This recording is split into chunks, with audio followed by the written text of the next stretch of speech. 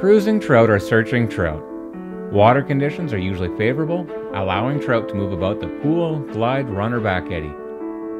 It might be terrestrial season, or there might be an exceptional hatch that has trout feeding with abandon.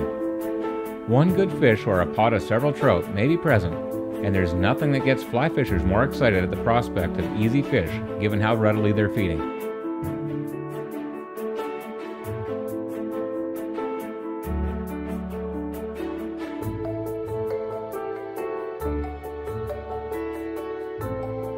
But as any fly fisher who has poked around a few streams knows, trout are far more aware of their surroundings than any new fly fisher credits them to be. The smallest detail can tip one trout to your presence, and when you spook one, you may lose the lot.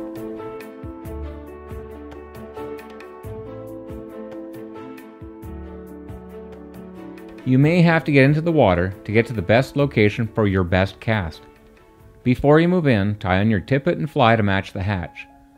Slowly move into position, staying low, calm, and collected. Keep a little bit of line out of your rod because a trout could easily move out of its main cycle and drop down beside you. By being prepared, you can flip a short roll cast to it and have a chance. When encountering several trout in a small area, in order to have a chance at catching more than one, your best cast has to be on the peripheral, the furthest outside trout's cycle. If that trout happens to be the smallest fish of the pod, you have a decision to make. What are your odds of catching the smaller trout, horsing it quickly away from the others as to not spook them? Do you forego the smaller fish and favor the larger straight away? Can you time your cast to the larger trout at a time that the smaller trout is away from your casting trajectory at the same time as the larger trout is in it?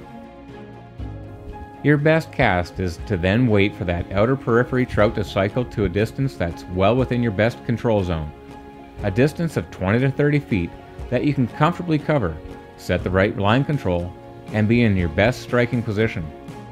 Once hooked up, your only chance to catch more than that one fish is to try to keep that fish to the outside by angling your rod and putting more tension on the line than normal. From there it's 50-50. You might get lucky and the trout fights out and away from the others in the pod, giving you a chance to catch the others.